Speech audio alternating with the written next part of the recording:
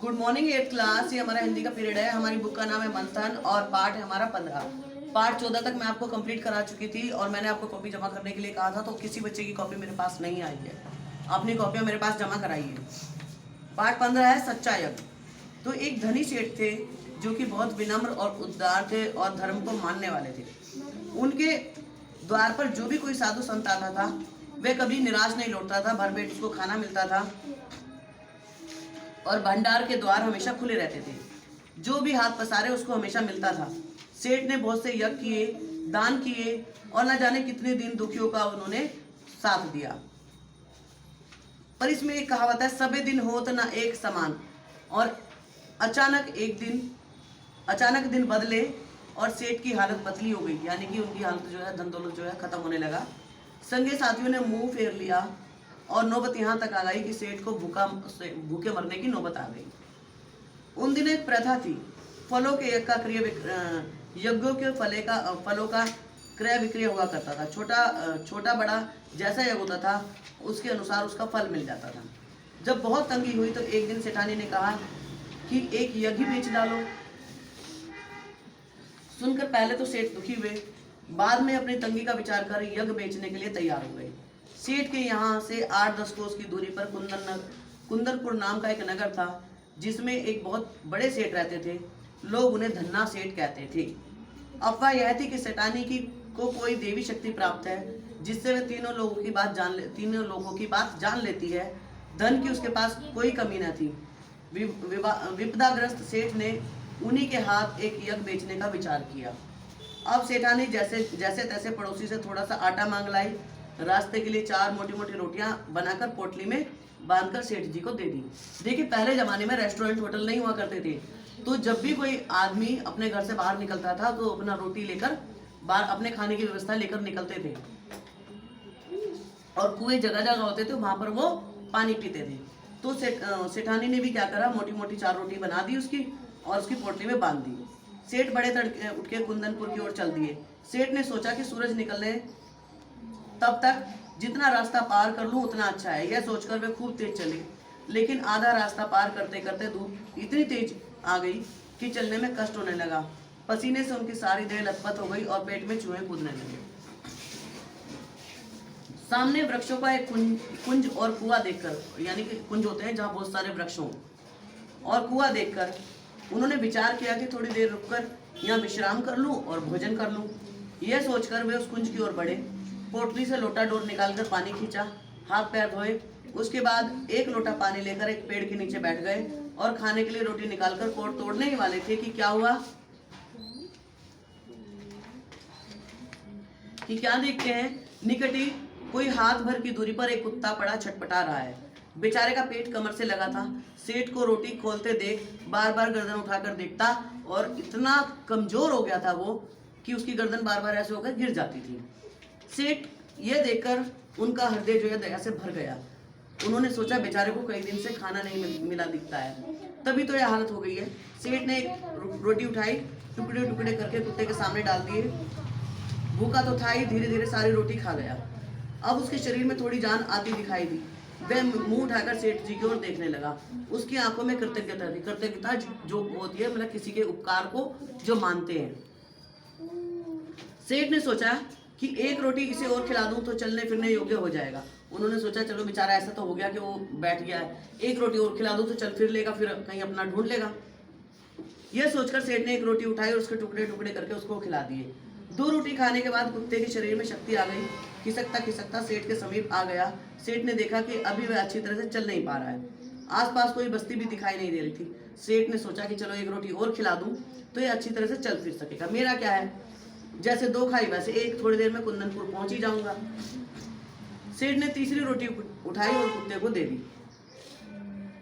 एक रोटी बची थी, उसे लेकर वह स्वयं खाने ही वाला था कि सेठ ने देखा कि कुत्ते की आंखें अब भी उसकी ओर जमी हुई हैं।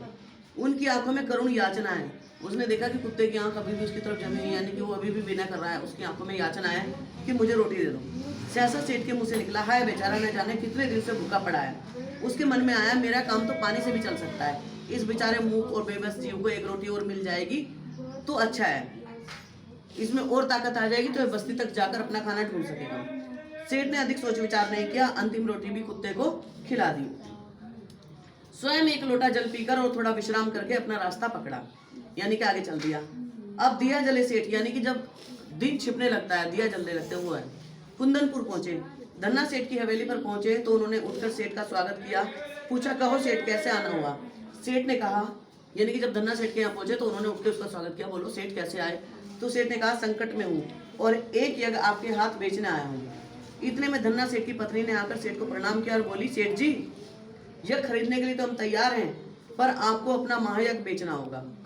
तो उसकी पत्नी आई, बोली कि देखो यज्ञ खरीद लेंगे हम, लेकिन हम यज्ञ खरीदेंगे आपका जो महायज्ञ है उसको खरीदेंगे। हाँ, वही जो आज आपने किया। धन्ना सेठ की पत्नी ने कहा, हमें वही यज्ञ चाहिए जो आपने आज किया था। सेठ बड़े आश्चर्य में पड़े, महायज्ञ और आज? वो कहते, आज तो मैंने कोई यज्ञ नहीं किया।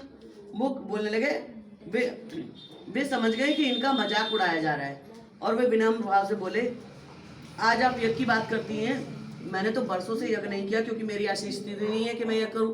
यज्ञ में तो पैसा खर्च होता है ना, कि भाई पंडितों को बुलाना, हवन करवाना, वो पैसा खर्च होता है। धन्ना सेठ की पत्नी गंभीर भाव में बोली, नहीं सेठ जी, आज आपने भारी यज्ञ किया है, महाराज उसे बेचोगे तो हम खरीद लेंगे, नहीं तो नहीं। उसकी पत्नी बोली कि आज आपने बहुत बड़ा यज्ञ किया और आप उसे खरीदोगे, आप उसको बेचोगे तो हम खरीद लेंगे, नहीं तो हम नहीं खरीदेंगे। सेठ विस्मित, यानी कि आश्चर्य में एकदम विमूढ़ हो गए। उन्हें निश्चय हो गया कि इन लोगों को यज्ञ खरीदना नहीं है, इसलिए वे ऐसी बातें कर रहे हैं। उन्होंने कहा, मैंने तो यज्ञ करे कितने साल हो गए और इन्हें इसका मतलब यज्ञ नहीं खरीदना, जो ऐसी बातें कर रहे हैं। क्या सोचते हो सेठ जी, बोलो राजी हो? धन्ना सेठ की पत्नी ने पूछा। धन्ना सेठ की पत्नी ने बोला, सेठ जी क्या सोच रहे हो, या राजी हो या नहीं? सेठ ने खिन्न होकर कहा, सेठानी जी हंसी छोड़िए, काम की बात कीजिए। बरसों से मैंने यज्ञ नहीं किया, आप आज यज्ञ की बातें कर रहे हो। तो वो कहती है कि वो कहता है, मेरी हंसी मत उड़ाओ, मैंने कई साल से यज्ञ नहीं किया और आप यज्ञ की बात कर रहे हो। सेठानी ने समझाया, आज अपने रास्ते में स्वयं न खाकर 4 रोटियां कुत्ते को खिला दी, यह महायज्ञ नहीं तो और क्या है? कुछ पाने की इच्छा से धन दौलत लुटाकर किया गया यज्ञ सच्चा यज्ञ नहीं होता। हम ये करते हैं, चलो भगवान मुझे ये दे दो, भगवान मुझे ये दे दो, मुझे ये दे दो, यज्ञ ये नहीं होता। अगर हम किसी निरीह प्राणी की, किसी जरूरतमंद की सहायता करते हैं तो वो सबसे बड़ा यज्ञ होता है। तो सेठानी ने कहा, क्या आप इसको बेचने को तैयार हो? सेठ मानो आसमान से गिरो, और भूखे को अन्न देना भी सभी का कर्तव्य है, उसमें यज्ञ की क्या बात है? तो सेठ ने कहा कि जो भूखा होता है तो उसको तो सभी दे देते हैं, इसमें यज्ञ जैसी क्या बात है? क्या विचार है सेठ जी, ये यज्ञ बेचना है कि नहीं? सेठानी ने कहा कि आप इसे बेचोगे या नहीं? सेठ ने कोई उत्तर नहीं दिया, चुपचाप अपनी पोटली उठाई और हवेली से बाहर आ गए। उन्हें मानवोचित कर्तव्य का मूल्य लेना उचित न लगा। उन्होंने कहा कि जो मैंने एक मानव बन के जो काम किया है, जो मैंने ऐसी किसी का पेट भर दिया और मैं उसका बदला किसी और से ले लूं, ये उचित नहीं है। और वो वहां से वापस लौट गए। कुंदनपुर की धर्मशाला के चबूतरे पर भूखे पेट जैसे तैसे रात बिताकर, पौ फटे हुए वहां से चलकर अगले दिन शाम को सेठ अपने घर आ पहुंचे। देखो, वो सुबह चला, पूरे दिन चला, भूखा रहा और रात में भी उसको वहां खाना नहीं मिला। रात को वहां कहीं चबूतरे पे, धर्मशाला के चबूतरे पर सोया और सुबह वहां से चल दिया और शाम तक अपने घर पहुंचा। यानी कि भूखे पेट वहां से अगले दिन शाम को सेठ अपने घर पहुंचा। और सेठानी तो बड़ी बड़ी आशाएं लगा के बैठी थी कि सेठ आएंगे तो खाली हाथ नहीं आएंगे, जरूर कुछ लेकर आएंगे। अब सेठ को आया देख आशंका से कांप उठकर बोली, क्यों धन्ना सेठ मिले? उन्होंने कहा, धन्ना सेठ मिले। सेठ ने अद्यो 5 सारी कथा सुनाई और सेठ ने थोड़ी देर रुककर उसके बाद सारी बात उनको बता दी। सुनकर सेठानी की सारी वेदना जाने कहाँ विलीन हो गई।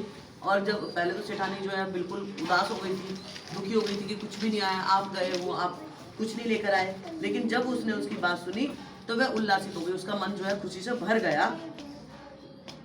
और वो बोली कि विपत्ति में भी सेठ ने धर्म नहीं छोड़ा, धन्य है मेरे पति। और सेठ के चरणों की रज मस्तक, यानी कि सेठ के चरणों की जो धूल थी उन्होंने अपने मस्तक पर लगा ली और बोली कि धीरज रखो, भगवान सब भला करेंगे, कोई बात नहीं, अगर हमारे सही दिन नहीं रहे तो गलत दिन भी नहीं रहेंगे। दिया बत्ती का समय हुआ तो सेठानी दिया जलाने लगी। रास्ते में किसी चीज को ठोकर लगी, गिरते गिरते बची, जैसे तैसे दिया जलाकर देखा दहलीज के सहारे लगे फर्श पर पत्थर का चौका ऊपर की ओर हो गया। उस पर एक लोहे का कुंदा लगा रहता था। ऊपर उठने के कारण उससे सेठानी जी को ठोकर लग गई। यानी कि जो दहलीज थी, जब शाम को दिया बत्ती यानी कि दिया जलाने लगी सेठानी तो उसको ठोकर लग गई। उसने देखा कि जो दहलीज का फर्श था तो उसके ऊपर कुंदा था, लेकिन वो ऊपर को हो गया और जैसे वो ऊपर को हुआ तो सेठानी को जो है ठोकर लग गई। सेठानी ने सेठ जी को आवाज दी, देखो फर्श का एक चौका उखड़ गया, इसे जमा दो। और उसने आवाज दी, देखो इसका फर्श का एक चौका जो है उखड़ गया है, यानी कि एक जो टाइल्स जैसी चीज थी वो उखड़ गई है, इसको जमा दो। सेठ ने चौके को ठीक तरह से जमाने के लिए उसमें लगे कुंदे को उठाया तो नीचे तहखाने की सीढ़ियां दिखाई दी। और सेठ जो है उसको जमाने के लिए, उस टाइल को जमाने के लिए उसने कुंदा जैसे उठाया तो वहां से एक रास्ता बन गया, और रास्ता एक तहखाने में जाता है। तहखाना जो होता है मकान के मतलब जमीन के अंदर जो बनाया घर होता है उसको तहखाना बोलते हैं। तो उसमें एक तहखाना था, उस तहखाने की सीढ़ियां थी। तो वो कहता अरे यहाँ तो तहखाना है, हमें इसका पता ही नहीं था। उसके मुंह से निकला अरे यहाँ तो तहखाना है, हमें तो पता ही नहीं था। दिया हाथ में लेकर सेठ सेठानी तहखाने में उतरे। आखिरी सीढ़ी उतरते ही प्रकाश से उनकी आंखें चुंधियाने लगी, और जब वे नीचे उतरे तो उनकी आंखें एकदम प्रकाश से जगमगा उठी। तहखाने में छोटी छोटी होजे बनी थी जिसमें सोने चांदी के सिक्के भरे थे। तहखाने में होजे होती हैं छोटी छोटी ऐसे ना, छोटे छोटे ऐसे गड्ढे जैसे बना दिए जाते हैं पक्के, जैसे पानी पीने के लिए जानवरों को बना देते हैं ना, होज ऐसी बनी हुई थी। और उसमें खजाना भरा हुआ था। उनकी आंखें चुंधियाने लगी। यह देख दोनों के पांव वहीं जम गए, उनके मुंह से बोल तक ना निकला। और जब उन्होंने देखा तो वो एकदम हैरान रह गए, उनके तो मुंह से कोई बोल ही नहीं निकला। कुछ देर बाद सेठानी की चेतना लौटी। प्राणनाथ, यह महायज्ञ का पुरस्कार है, स्वयं भूखे रहकर एक प्राणी की भूख मिटाई, यह महायज्ञ नहीं तो और क्या है। धन्ना सेठ की पत्नी ने ठीक कहा था, निस्वार्थ भाव से किया गया कर्म ही सच्चा यज्ञ है। भगवान ने उसी महायज्ञ का पुरस्कार आपको दिया है। और उसकी पत्नी बोली, देखो प्राणनाथ, ये महायज्ञ का परिणाम है। और धन्ना सेठ की पत्नी ने सही कहा था कि निस्वार्थ यानी कि बिना किसी स्वार्थ से किया गया सच्ची सेवा ही सच्चा यज्ञ होता है। और सेठ और सेठानी ने मन ही मन भगवान को धन्यवाद किया, उनकी प्रार्थना की और कहा कि मेरे कर्तव्य बुद्धि को जगाए रखना, स्वयं कष्ट सहकर दूसरों के कष्ट में काम आ सकूं, ऐसी बुद्धि और शक्ति मुझे देना। उन्होंने कहा, भगवान अगर मुझे धन मिल गया है तो मेरी बुद्धि को नष्ट मत करना, मेरी बुद्धि को ऐसे रखना कि मैं दूसरों के काम आ सकूं, मैं दूसरों के दुख को समझ सकूं। आपका मैंने चैप्टर पढ़ाया, चैप्टर बहुत ही अच्छा था, बहुत अच्छी कहानी थी ये। आप क्या करना, इधर इसकी एक पिक्चर बनाना और शब्दार्थ लिखना, और इसके अलावा जितना इसका बुक कर सकते हो वो करना, बाकी मैं आपको बता दूंगी।